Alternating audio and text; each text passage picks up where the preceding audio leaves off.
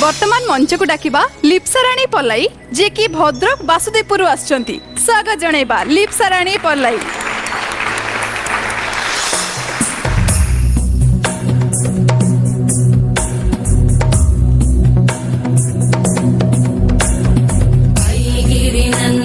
नंदित मेदिनी विश्व विनोदिनी नंदनुते गिरिवर विंध्य शिरोधिनी वासिनी विष्णु विलासिनी जिष्णुनुते भगवती हेशिति कंठ कुटुंबिनी भूरि कृते जय जय हे महिषासुर मर्दिनी रम्यकपर्दिनी शैलसुते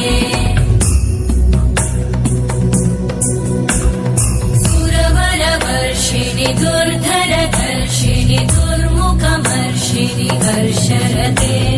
त्रिभुवन पोषिणि शङ्कर दोषिणि कल्मषमोषिणि घोषरते तनुजनि रोषिणि दिविसुतरोषिणि दुर्मदशोषिणि सिन्धुसुते जय जय हे महिषासुरमर्दिनि रम्यकपर्दिनि शैलसुते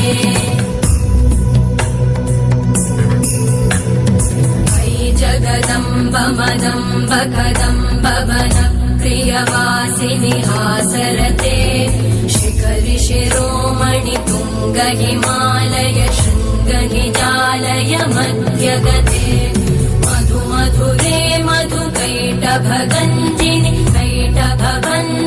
रासरते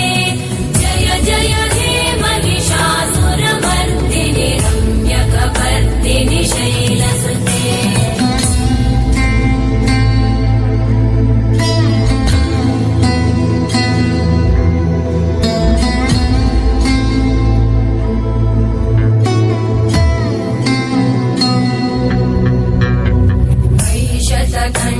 विखण्डित रुण्ड विकुण्डित शुण्ड गजाधिपते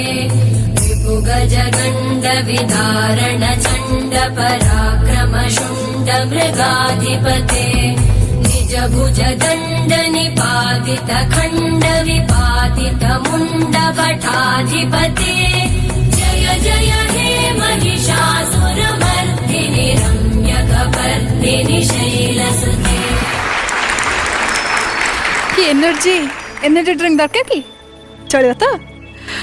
सर आपन को केमिति लागला? लिप्सा तमे पूरा देवी भाई देखाऊच माँ दुर्गा अवतार जमी तले महाधरा पृष्ठ अवतरण करमती देखा जाऊच बट लिप्सा गोटे डांस गोटे एस्थेटिक अच्छी माने गोटे नंदन तत्व अच्छी माने डांस टा केमिति कले केमिति सुंदर देखा जिवो डांस रो ग्राफ केमिति हवा दरकार डांस रो परिमाप केमिति हवा दरकार तमरो ना upper part of the body बहुत स्ट्रांग अच्छी but lower part of the body ना वीक अच्छी टिके तो से तुमको एक्सरसाइज करा पड़ो तुम कोर मसल्स को स्ट्रांग करा पड़ो तुम काफ मसल्स थाई मसल्स को स्ट्रांग करा पड़ो कारण जो विगर देखो ना पावर देखो वीर रस देखो माँ को रूप देखो आउ टे पावर आसवा दरकार है पदचालन आउ टे स्ट्रांग हवा दरकार मत लगुच से प्रैक्टिस रे ही आसब सो प्लीज बढ़िया तुम देखा जाऊच गोटे बढ़िया परफॉर्मर हो पार प्रैक्टिस पूरा जोरदार कर पूरा ठीक अच्छे God bless you thank you sir madam